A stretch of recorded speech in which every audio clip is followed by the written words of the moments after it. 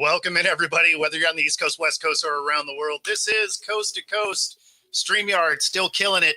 How's it going, guys?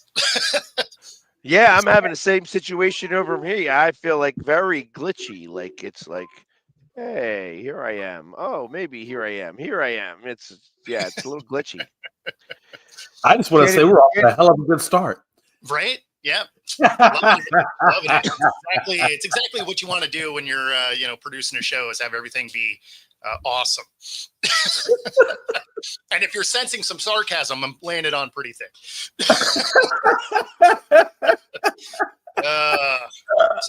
How's your morning going otherwise, guys? Not too bad. And the Phillies, I happened to witness a very unique situation that occurred yesterday. A very unique play that you don't see very often in professional baseball. They brought in the left fielder and had 5 infielders for a play. So switched the gloves and everything. All 5 infielders were playing at the grass, like the first grass.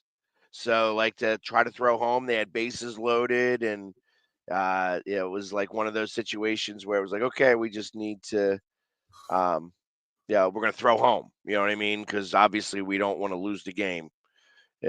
But it's unique because you don't ever see it. Yeah. That much. You know. Yeah, I didn't even know if that was legal to do that. Well, you have to announce it.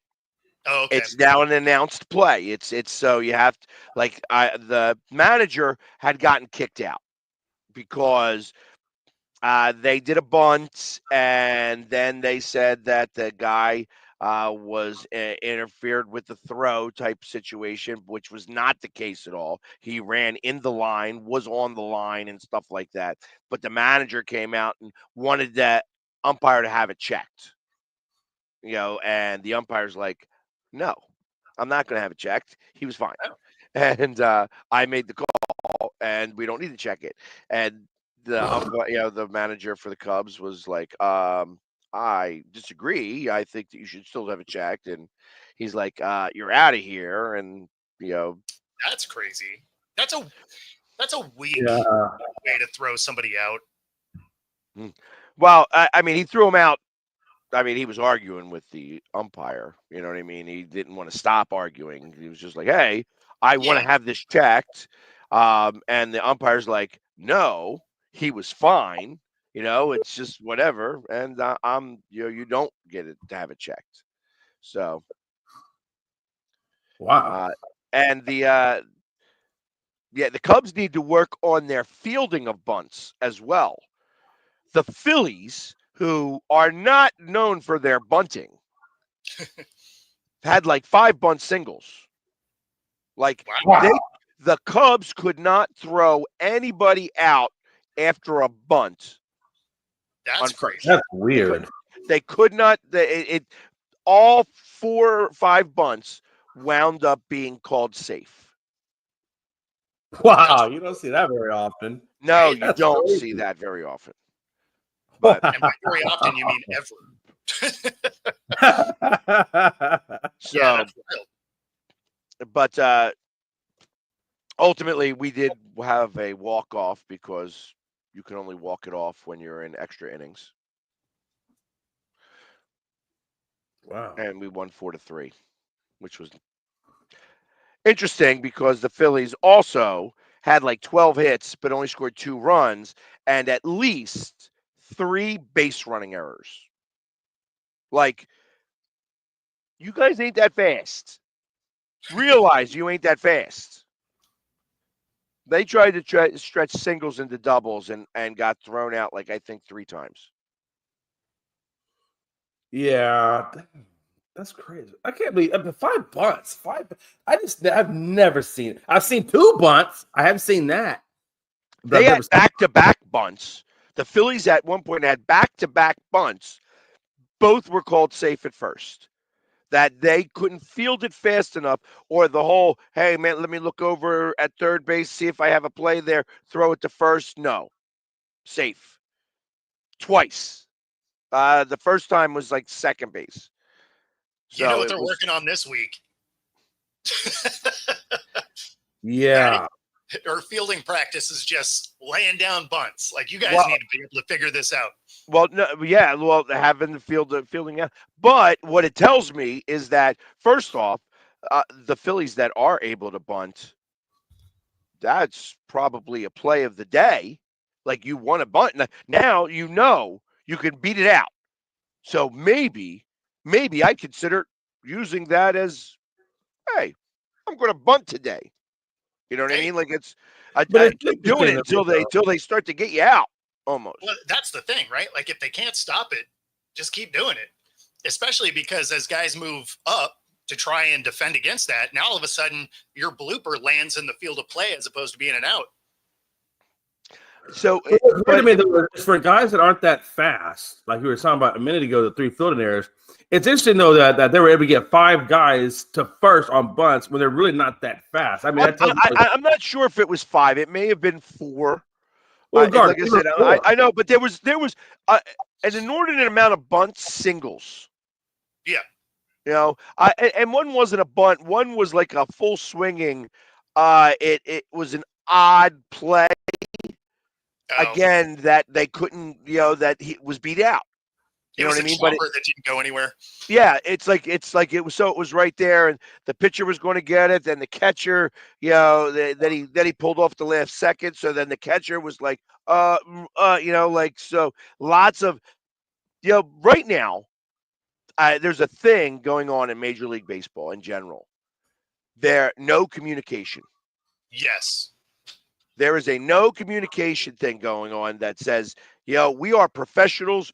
We automatically should know what the play is. That talking is like taboo. You know what's funny, the way you say that, because when you think back, not just this season, but the last couple, there's been an increase of players running into each other tracking balls. Yes. Like, whatever happened to calling people off a play? That's because of this. What's going on right now? It's crazy. It's like they are professionals and they don't need to talk to each other. And it's because of that, there are plays that are being missed. I know that the Phillies, they're not running into each other. Just nobody's finalizing the play. Like that's happened on dropping the ball. Yeah, the ball's dropping in. So so it gets looked at as a double. Sure. Because ultimately nobody touched the ball, but that was because nobody called each other off. Which really should be a fielding error. It should be, but it's not because nobody touched the ball. Sure. That's how that play gets listed. But I agree, it should be a fielding error, but they're not going to do that. You know what I mean? Especially when the Phillies are playing at home. Yeah, there's that. But not that happened yesterday. That was not the case yesterday. 5, mental errors. But I'm wondering if the first base coach we said they were overrunning it, trying to stretch it into a double. Was he getting pissed off, or was he waving him, or was he trying to hold him and say, no, we're not doing it to a double? I never look at a first base coach. Yeah. When somebody's hit the ball. It's not who I look at. You know what I mean? It's like I feel like that this is a play. All right. So the one that happened in the 9th inning, which was a big deal. And I'm going to give him a little bit of leeway here because he's been killing the ball lately, and that's Castellanos. So Castellanos has been hitting the ball amazingly well. So I'm going to give him the benefit of the doubt that he thought maybe that it got further than it did. But I mean, he was out. I don't think he ever touched second base because the throw made it there. The slide came in, and the slide became a half turn because he realized that the ball was there, and the guy's here holding the ball going, I got you. I agree. I wouldn't be looking at the first base coach either, because in theory, when you're running out to first base, you're staring at the play, right? You're running out. You're staring at the outfield as you go. the third base coach makes all the sense in the world. Your back's to the play. But I mean, yeah, I never think about looking at the first base coach either, because you're looking at where the ball is. You should be able to figure out, if you're fast or not. Right. Well, and that's kind of the thing. Like, Nick, you hit baseballs. You don't run fast. Let's keep it at that. Like, you hit baseballs. That's what you do. You right now, and has been all season long. He has been my favorite player on this team, Nick Castellanos. Yeah. He is finally feeling it. He is back to where he was when he was with the Reds. Nice. He is hitting baseballs. He came here and that's what he said. He says, I hit baseballs. That's what I do. I hit baseballs. He is hitting baseballs, and that's what I want him to do. So the fact that he got thrown out at second base in the 9th inning, I'm going to, because they won the game, I'm going to give him that little bit of pass. I know he was trying to make something happen. Sure. That he didn't need to make happen. Because what really bothered me is that the next guy got a hit. And he got a hit to the point where, had he not tried to go to second, ultimately, had you just gone to first, now it would have been first and third. Yeah. So, and that, that's now you just need a pop fly, because you are fast enough to tag up and beat the throw from the right fielder. Like, that's who I'm feeling. Like, you're not worried about the left fielder unless it's like short left field. You know what I mean? Yeah, of course. Because no offense to J.A. Happ, but he's got, his arm isn't the greatest arm. Yeah. But he threw it from where he got the ball to second base in enough time on line to get Castellanos out at second. Sure. He's, it's possible, like, but he doesn't have the great arm so if it's back by the warning track. Yeah, he doesn't have a cannon. He's not getting them. I'm going to risk it. If I'm the third base coach and Castellanos is on third base, you're like, go, go, go. I'm risking it. Like, ready now.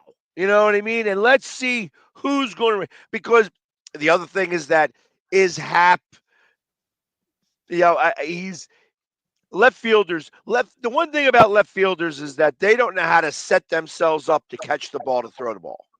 Yeah. There's that transition that's got to happen.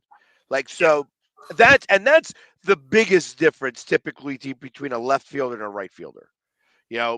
Right fielders, like, you can hide somebody in right field the same way you can hide somebody in left field. The thing is that a right fielder typically knows how to get themselves ready to go to catch the ball and in one motion throw to third base or throw home. Yep. A left fielder doesn't have that skill. Typically. I mean, there's rules to that. I mean, obviously, there's different things like that, but ultimately, a left fielder is going to have to do a full transition, and that means he's got to have a faster arm. And let's face it, you're not putting that guy in left field because you want his bat. You're hiding a guy in the defense. That's what they're doing with J.A. Happ right now. I wish that Dustin was here for this, because he could probably concur on a lot of what it is that I'm talking about. But ultimately we won. But so that's all that matters. I mean, that is the important part. And Chad, I'm glad to hear your team's figuring out. My team is reversing that order. I've been looking this morning. I've been trying to see what's happening, Joe. How we do in extra innings, because we've actually had quite a few extra inning games, and I believe we're doing poorly. What I haven't been able to find is just a quick reference stat. And I've gone through all of them. So outside of actually going through game by game to see which one, was extra innings and all that, which I have not done yet. But whether I went to Baseball Reference, ESPN, Major League Baseball, didn't matter. None of them had that particular stat of wins and losses in extra innings. But I would bet we are terrible. I'm going to go with 25% at best. But and that was another one last night. Went into extra innings and came up really short because we can't play defense in extra innings. Super frustrating. Now we're 3 games back. Still 3-7 out of the last 10, and the fade is real. Yeah, well, I'm still waiting to see if the Rangers start to pull up. Usually I kind of expect them to kind of start coming up right about now, but they have not. So I think still about what? I think they're 5 games back. I think 5.5. I think they are. The thing that's funny is they still have a positive run differential, right. Whereas the Mariners don't. Even though we're still technically over 500, I think we're 1 game over 500 now. We have a negative run differential. Yep. So yeah, we're -4 in run differential. The Rangers under 500, I think, are +2 or 3, something like that. So, yeah, I mean, we're not getting it done on the bat side. And then when they do, their pitching hasn't been able to shut it down. So it's, yeah, again, I mean, it's a roller coaster I'm used to. I'm back at the same theme park. You'd think I'd try a new one, but my favorite roller coaster, I'm riding it. It all comes together in the end. Nah, it doesn't though. I could get with it if it was that, right? Like if you're the Steelers of baseball, where you can just kind of play choppy and find your way in the playoffs, I'd take that. It's you play choppy and you just miss all the time. You're like, man, what are we doing?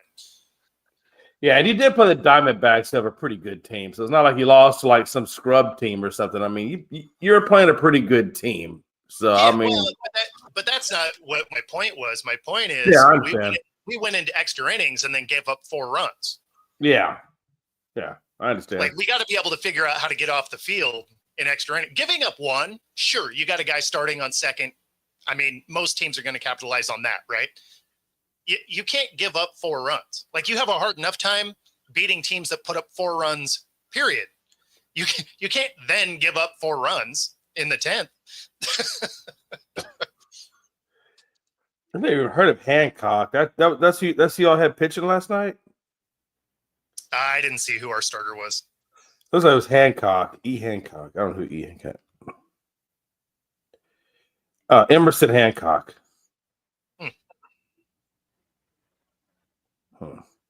Yeah. He's 2-2 with you guys. 41 Ks.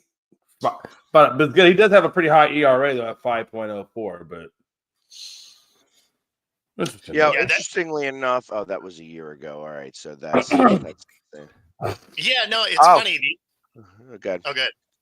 No. You good. Oh. I thought. Yeah. The only thing I could even find something kind of useful on that stat was from 2023, which is not useful today at all. But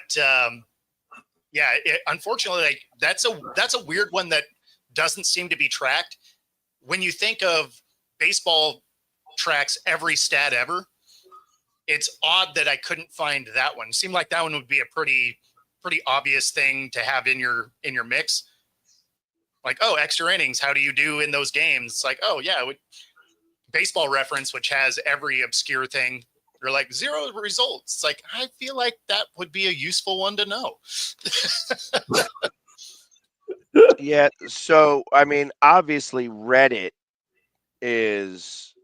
Yeah. So I saw that post, but that was only through May. Right. Yeah. So I'm April. looking at that right now. And you guys have had like 3 extra inning games in the last, 10. Couple weeks. Yeah. Yeah, No, exactly. like I remember watching the Mariners. And we've lost all of them. So that's why I was like, okay, like I'm very curious like what our record is, but I would bet that it's 250 at best. Probably. Could be worse. Found something here. That you guys, interestingly enough, are 14-11 for one-run games and extra inning games. But here you go. I'm going to give it to you by game because that's the only way to really do this. You've Exactly. lost 1, 2. You won 1. So 1 and 2, 2 and 2, 2 and 3, 3 and 3, 3 and 4, 3 and 5, 4 and 5. You had 3 extra inning games in a row just recently, the 29th, Yeah. 30th, and 31st. You lost 2. So, but you're 4 and 5, 4 and 6. 10 extra inning games, you're 4 and 6. Interesting. That's better than it's felt. Well, because you know why? Because those you got that 9-run 10th inning or that 6-run. You had 6 runs or no, that was right. It was Oh, 1-1, it and then they scored it 8 was 7. runs.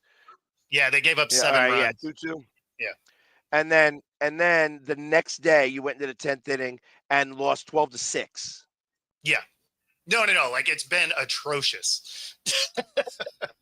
The next day you went into the 11th inning and won 5-4. So 3 games in a row in succession, the 29th, Yep. 30th, and 31st, all went into extra innings, 2 losses, 1 win. But along with everything else, that was interesting. This is from champsorchumps.us. Oh, okay. Yeah, I saw that. I saw theirs too. Yeah. But obviously you had to go to each one. But they have it kind of set up really nicely that it shows every game and if it went to 10, went into extra innings. So it was simple to count there. I gotcha. Yeah, I didn't go into it very far on that one because by then I was like, okay, it's almost time to go live. Yeah, we only Houston only had 2 extra inning games. We didn't really have that many. Not like you had, not like you're 10. Yeah, no, that's the thing is we're finding our way into extra innings kind of a lot. Right. So the reason why they're force feeding Otto Kemp right now in this lineup is one, he was batting like 340 down in AAA. They don't really have anybody better than him at the moment to kind of prove that. So they're giving him a shot. That's what they're doing. They're okay. You're batting 340 in AAA. Let's see you up here in majors, and let's see what you got going on. And so far, he's had a couple of bunt singles. Like that's again odd that he's had his 2 singles that I saw yesterday didn't make it past the pitcher's mound. Hey, goes in a stat sheet as a hit though. Hell yeah, it does. It still shows up in the batting average. The Well, one does. I probably an think error. the one is a fielder's choice safe. That's you get. So fielder's choice safe though. I think it goes as a hit, right? No, I don't think so. See, I don't. See, this is one because of these nobody got rules. out. Yeah, because nobody got out. I think it goes down as a hit. I've never seen a fielder's choice go down as a hit. I'm not saying it doesn't happen. I thought when the fielders made the choice, that's true if someone's out. Okay. Right? The fielder's choice out, yeah, it doesn't go down as a hit. But I think a fielder's choice where nobody gets out. And Scott, I agree. If somebody gets out, then yeah, of course it's not a hit. But if nobody gets out, it's just fielder's choice to let everybody be safe? Like, what are you talking about? I mean, maybe it doesn't, but that would be weird for it not to, right? No, a fielder's choice is not a hit, even if no out is recorded.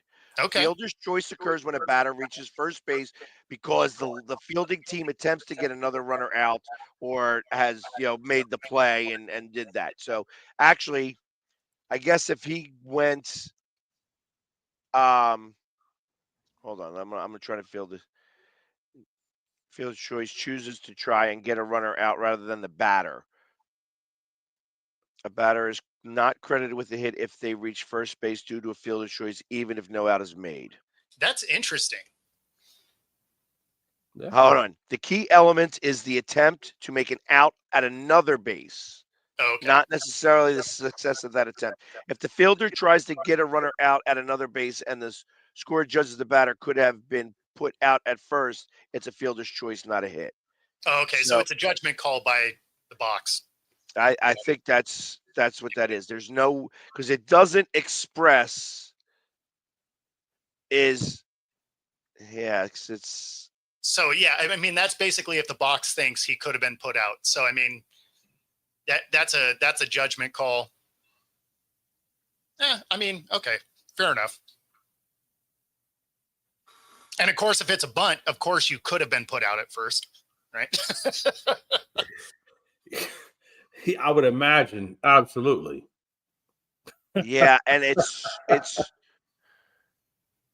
yeah, I guess it's hard to determine that. We would need a rules specialist on this specifically, only because he took a look to third, but still threw to first. And because so now it's I feel like it's still considered the fielder's choice, but that's just me making that call. Yeah, I mean, especially because you were trying to get the guy at first. So I get it if you threw it over to third and he was safe. Like I can get with that, but you tried to put him out at first. I want to see how they listed this in the plays. So he gets singles to shallow infield. So they listed as a single because he beat it out. Oh, okay. Yeah. See, there we go. So another weird. Well, go ahead. Yeah. So I guess that's really what it comes to, because Bryson Stott did the same thing. He singles to shallow infield because same situation 2 times in a row. So Bryson Stott did a bunt. He looked at the play and then threw to first, and he beat it out. So that's a single. Same thing. Otto Kemp, same situation, single.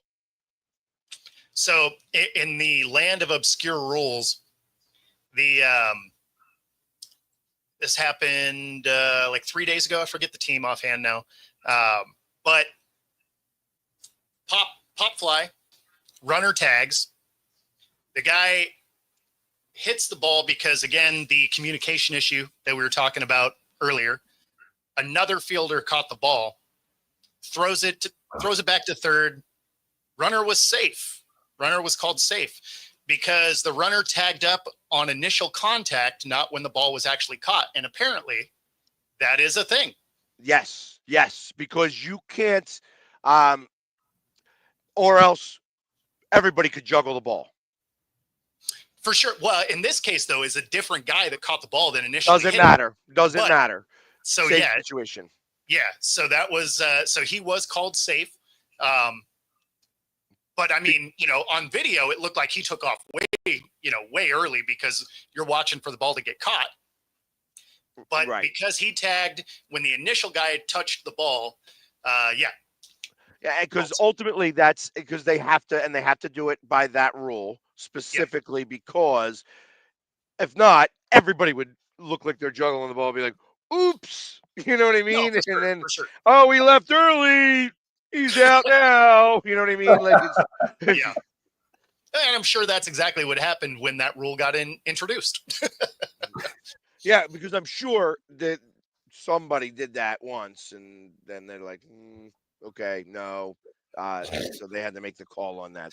Exactly. They're like, okay, you got us once. Yeah.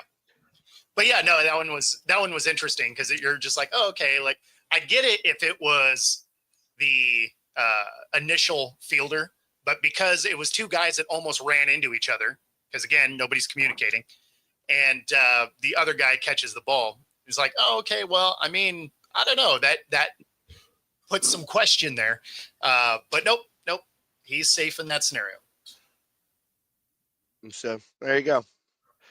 Yeah, baseball definitely has some interesting rules. And I guess because every at bat has to be given a justification. For instance, at some point, like you have to have something on the score sheet. So if it's not a fielder's choice safe, there is no such thing as that. It's got to be a single. Oh, okay, yeah. I mean, that's because that's really that's how I look at that as. Yeah. Um, you know, but that's only in that circumstance because the moment they make a play at another base, it becomes a fielder's choice. That guy doesn't get the hit, even if the guy is safe at third base or second base or wherever they made the play. Yeah, yeah, Um, and I wish that they had a lot of more designations yesterday at fielders' choices instead of the double plays that happened a lot yesterday for the Phillies. They hit into so many. I felt like it was like 5 double plays or 6 double plays that they hit into yesterday. So basically, you saw a guy get on first, and you're like, ah. Just about. It's like or worse yet, first and second. Sure. Yeah, because there was a tag third base and throw it to first and get the double play. Oh man, okay. Hitting directly into double plays. How long did they put Harper on the IL for? I don't know. Somebody asked me about that yesterday. I was getting interviewed by the captain, and he asked me about it, and I says I didn't know. I know that they have him on the IL. I don't know. I didn't even know if it's a 15-day or 30-day, but I have a feeling that this is it's sore because obviously it hit the surgery, like it hit right in the surgery. So I'm sure it's really sore. There was not anything broken or anything like that. Like they went and they took an x-ray right away, pulled him out of the game, took the x-ray right away, and it came back negative. That being said, I'm sure that it's probably still swollen and Sure. they're just waiting for 100%. It's like they want that 100%. And next time you're going up there with the friggin' armor. With the He shield. didn't have the Yeah, armor sure. on. He didn't have the armor on. Yeah. So gotta have the armor. No more playing these games at $33 million a year and thinking that we're gonna trust that the Braves pitcher is not going to aim at your elbow. For real. Yeah. And Scott, I didn't see this, that they're going to charge a 50-cent surcharge. I would imagine that's because of how many underdogs have been winning over the last year, that they're like, oh, you know what, let's get, or either that or they're, related to Ticketmaster and they just found out that you can just charge whatever you want. No. That's not what's happening. That's going right to the state. Yeah, no, I believe it. Every bet that you make, win or lose, has to pay a tax that goes directly to the state. Sure. That's a state thing specifically for Illinois. So, wow. Yeah. Illinois said, you'll give me some of that revenue. You ain't taking them bets. And it's interesting because it's every bet. Yeah. It's not so. So win or lose, 50 cent just to place the bet. Yep, just to place the bet. Yeah. Imagine the money that's going to come in on that. Think of all the bets that get made by. I mean, there are guys right now, like there are people right now that bet like every game and then like especially parlay on top of that. Like it's like all the prop bet. Exactly. Yep. So, what that's going to force is more parlays. Yeah, that's true. And of course, you can do that right here on Coast to Coast. If you use the QR code on the screen, up to 125% of your first 3 deposits, 10% bet guarantee. And either way, 50 cents going to Illinois if you live in the state. There you go.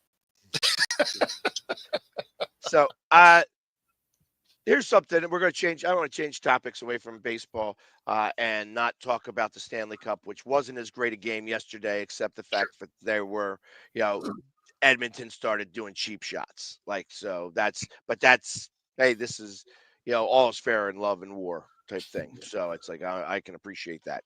Um, the World Cup is about to have its first ever, I think, team World Cup, like Club World Cup. I think it's the first time ever that FIFA has said, okay, we want to get all the best teams in the world and make one tournament. So if you are on a team like Manchester City and for this purpose here, I'm going to actually give the name of this team, Flamengo. Flamengo is a Brazilian team. And I have been reached out, and they happen to be playing in Philadelphia for the 3 games that they have. They're doing the brackets, I guess, so that you win your, you got the 4 teams in the bracket. The top 2 teams get to go move on, and the other 2 teams get to go home. So Flamengo is a team that has like 48 million followers. Damn. Most of which are Brazilian. Okay. And I have been reached out to because the Philly sports guy is well loved in Brazil. Hey, because of everything that happened last year. let's go. Because they're playing in Philadelphia, and this team has got a Philadelphia chapter that likes this team. Is it wrong to be the Philly Flamengo sports guy? No, why not? What I mean, this is the team that's in Brazil. Obviously, it's a Brazilian team. Yeah. It's not an American team. Okay. And the fan club is in Philly. Yeah. I mean, there's nothing that says you can't like an international team. I mean, you might have to dye your mohawk pink or something, but hey, why not? No, it's actually almost this deep color red. It's red and a deep navy blue. They're odd colors for any Philly team, obviously. But they have reached out and they want me to be a little bit of a part of this. They're like, hey, we're playing in Philly. You were like an icon when you came down here for the Eagles. Yeah, this I mean, team I don't know why you wouldn't. I don't know why you wouldn't do that. Like, I think that'd be fun. I kind of agree. I don't know the least. I know zero Portuguese. So I'm not going to be speaking the language. They're going to have to teach me the things that I have to say and stuff like that. However, I thought the same thing. I'm like, oh my God, there's 48 million people who like this team, and I've got a little bit of a following in Brazil. The team that follows me most in Brazil has got a good following. They got like 10 million followers and stuff like that, but they stink, from what I'm told. So they want me, at least the president of the fan club here wants me to be a part of this team. And since there's no other American team that's even in the Philadelphia bracket that are playing in Philadelphia. Oh, I mean, that makes it a no-brainer. Like that makes it a scenario like, why wouldn't you do it? That's what I was thinking, and plus, it's like becoming the international sports guy is kind of cool, I think. You know what I mean? Like, who knows how that all works out? It's like, imagine if they wind up winning and going on and winning the cup. Right. You know what I mean? Like they might be able to get me into those games because I mean, I like soccer probably more than you guys do. Certainly more than I do. so these things, this is going to be kind of interesting to deal with. I have not done anything like that on the international stage. The fact that the international stage is going to be in my backyard, not literally here, not not in But Dolan's almost. parking lot, but in at the link is kind of Yeah. cool. You know what I mean? And to be a part of that is also kind of awesome. I just want to know what the thoughts are, and of, does that make it seem like I am selling out? So here's the thing that's funny when people use that phrase. What is, like, because a lot of times they'll say it for like bands, stuff like that. It's like, okay, like you can hate on them, you liked them better when they were a garage band and stuff, but when you're doing these things, what is the point of it? To sell out. Like, you want to make that cash. And no, I mean, if you can tap into a market of 48 million people, that's dumb not to. I would that wouldn't even be a thought in my mind. I would absolutely do that. Yeah, I mean, no, like that. It's their brand. Why would you not? That'd be crazy to pass up a 48 million people. That'd be ridiculous. Yeah, that is the whole point. Especially since, I mean, like I said, when the Eagles were down there, I left as a viral thing throughout all of Brazil. Yeah. Because I said, how much I loved it down there, that there was not a problem, that this was, that all the stuff that we had heard was all bunk, or I was able to debunk it. I mean, listen, I didn't go into really bad areas, which means that I didn't get accosted like that. You know what I mean? Yeah. I can imagine that if you wind up in spots you're not supposed to be, it's likely you're going to get robbed or stuff like that. I wouldn't send somebody down to Kensington. That's every major city worldwide. If you go into seedy spots of town, bad things happen. Exactly. Yeah. So I am smart. When it's raining, I have an umbrella. I don't want to get wet. You know what I mean? Same situation here. It's like I didn't go. I don't want to get in trouble. I don't want to be in the wrong spots. Guess what? I'm not going to go to places that I am like, ooh, I need to ask somebody where to go. You know what I mean? No, that's not. Now that you got 48 million people liking you, if you try to go to those spots now, they're going to know who you are, and they're going to want to get a piece of the Philly sports guy. Well, that's actually that it would almost work the opposite way. That's one of those situations where, depending again, this is so there becomes now a learning process of this. Sure. Because I don't know the customs. I don't know the things that I'm going to need to learn. Like, there's going to be, hey, this team has been in existence for a long time. They do certain things. They probably have certain songs. They have all these different things. And I'm just the guy who paints his face. So it's a unique situation. I just wanted to get your guys' opinion on it. Like I said, it's like, is it selling out? I don't, I think Philly. It is. I think it's irresponsible to your brand not to do it. I agree with that. That I agree with. I do think you got some homework to do. If you're going to take on that type of thing, you're going to want to do some homework so you kind of are relatable to that culture. Right. So you're definitely going to want to do some learning, some homework, which is, 48 million people. Hell, I do that homework. Yeah. Right. Yeah, so, absolutely. I mean, and I think they're called the Flamengo Raptors.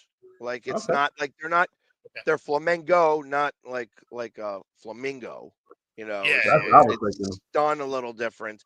And it actually looks like it's a vulture. Really? Okay. That's which is kind of like it's like eagle vulture type of situation. Like, that was the other thing. They're like this is like up your alley almost, is kind of how they looked at this for me. That's right. Bang bang bird gang, let's go.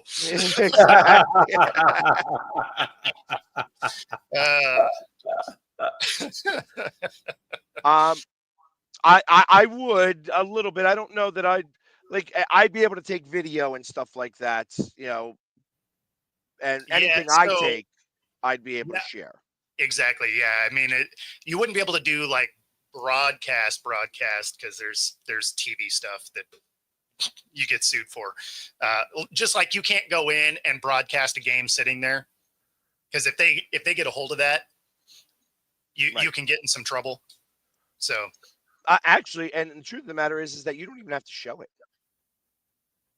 yeah, Like if you're broadcasting from the field without showing a play, like you're just doing almost like a radio style broadcast, sure. that's actually not illegal. That's illegal as well. Yep. Yeah, because they're paying people to do commentary and they have people on the field and all of that. Like you got to do, you wouldn't be able to do it for the whole game. Like you could do clips, right? Like you can do small sections, sideline correspondence type of stuff. But as soon as you start getting into anything that's long form, yeah, no, you absolutely get sued. Yeah. Yeah. So, but yeah, like I wouldn't be able to go live on StreamYard to all of my things and stuff like that. I could do, and it can't be this way. Everything's got to be this way. Exactly. Because the moment you start doing this way, you could do, again, same situation. You could do some clips. Like I happen to be watching and I get the score down. I could then take about 20 seconds of that, everything leading up to that, and maybe the celebration afterwards. And I could talk about that specific, and that's it. Because I happen to be there and I happen to have my camera on at that time. Well, and that's exactly why every time you see me in stadium, on field, all of my like promo stuff is 9:16 instead of 16:9, is because of that.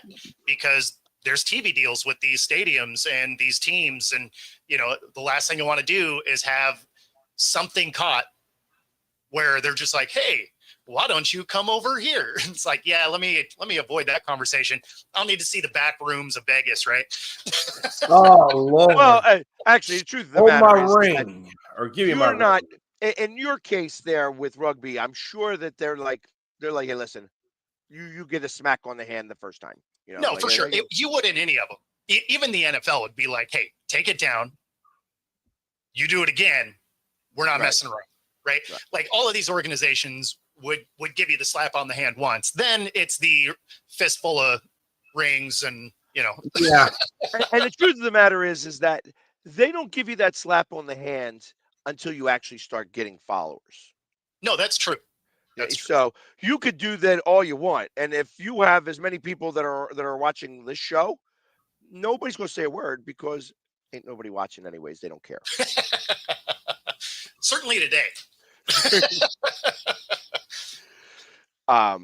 But it's ultimately I think that's like I would absolutely try to get away with it for as long as I can, because right now all you're doing is setting up your resume. You want somebody to come up to you and say, hey, I need you to stop that, because that means somebody's watching and it'd be like, hey, for sure, I'm also looking for a job. You know what I mean? Right. Yeah. Well, the only downside to that is if you do a bunch of it, because then they're going to have somebody go through your stuff and be like, okay, not only can you not do it anymore, but all of this stuff needs to leave. But I mean, I would imagine you can go to these games and do fan chants and all the other stuff that you do at the Philly games, right? We're not showing the scoreboard. You're just interacting with the crowd. You should be able to do that kind of stuff. You can absolutely do that. Oh, yeah. That is my entertainment. That's what makes me, that's what allows me to actually charge off my tickets in taxes for taxes. The tickets are part of the payments I have to do to create my stage. Yeah, for sure. It's an overhead cost. Absolutely. Yeah. But no, we weren't talking about that. We were talking about this comment here of actual coverage. That's the angle we were talking about. Oh, I understand. Yeah, I was going to say, you might do that, but there's other things you can do. There is absolutely zero chance. The amount of money it costs for FIFA to Oh be yeah, able to get permission to show any of that coverage on here. I first off, there wouldn't be enough people that are interested in watching. Although that would change if it was live. people There watch, would that people would watch, no question, absolutely. And in fact, especially if I was the Flamengo sports guy here. no question. Yeah, Yeah. that's now you're going to get a much bigger audience. Yep. And there is a piece of me that thinks that, I could have a front camera that watches me watch the game with the crowd of people. Like Sure. that's kind of cool in general. Like one of those, hey, we're just going to put you right over here. You're going to be the little side box over here to make it sound like I'm, you know, feel like Commentating. I'm part there. Feel like Yeah. that I'm part of the fan base right Right. there Oh, with sure. them. Sure. You know what I mean? Because that's all that is. I'm bringing what I do is I bring the uh, live version of being there to the people who can't be there. Yep. That's all it is. I am sharing the fandom Yeah. to people who aren't in the stadium. Well, and you can absolutely do that, especially because the audio that you'd be getting would be the in-stadium announcers, not the TV broadcast. Or me, or really, you're not going to hear any of that because it's going to be a lot of, Well, what I I mean? mean, That's there is that. There is that. so. Because the other thing that I'm thinking of is that I have to upgrade my equipment, and that's just in general. Right. Sure. Well, yeah, you definitely have to do that. It's time to change from just the microphone on the phone Oh yeah. to something that sounds better, that hears me better, that is small enough that I can put it somewhere and it not interfere with anything, and something that maybe I could actually interview people with. I have to upgrade, and I don't have no So idea. I have no idea. there actually is a cool one that would work good for what it is you do there. It just plugs in the bottom of your phone. I haven't bought one yet, but I've heard them before. The sound is pretty decent, and I've had them. It has two mics that detach, and they're both lapel mics. So you can wear one, and then you have one that you can, sort of interview with. I don't have it right in front of me. However, I do have them. They're not as great as you think. Well, it depends on how much you spend on them. If you get the really cheap ones, they are terrible. But there are some pretty nice ones.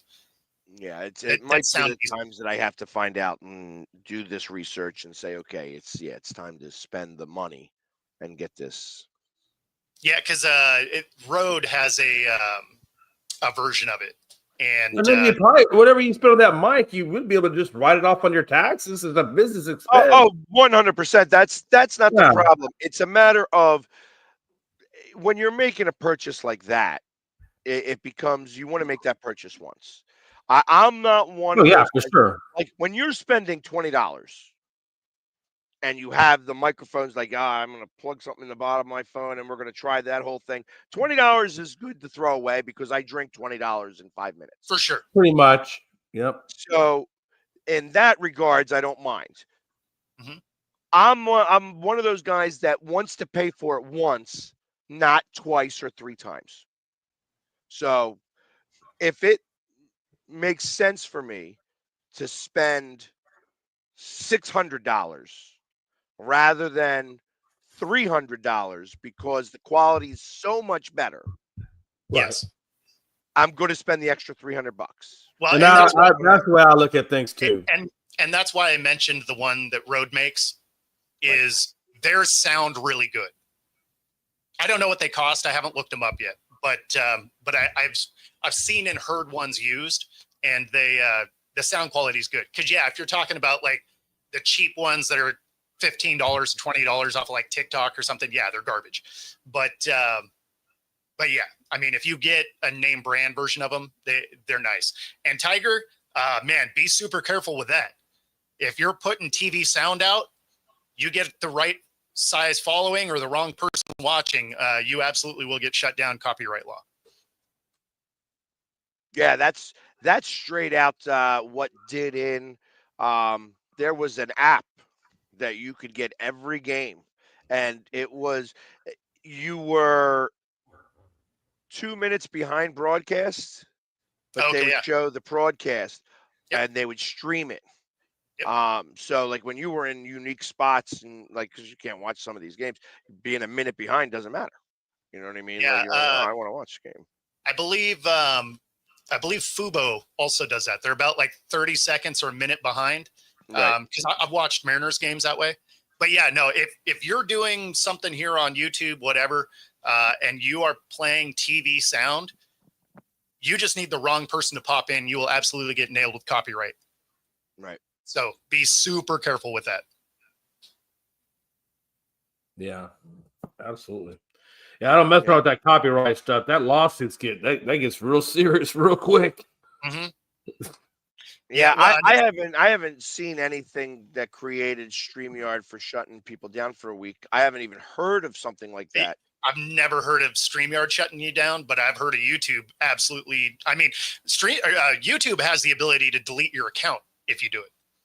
Yeah, depending on how bad you have,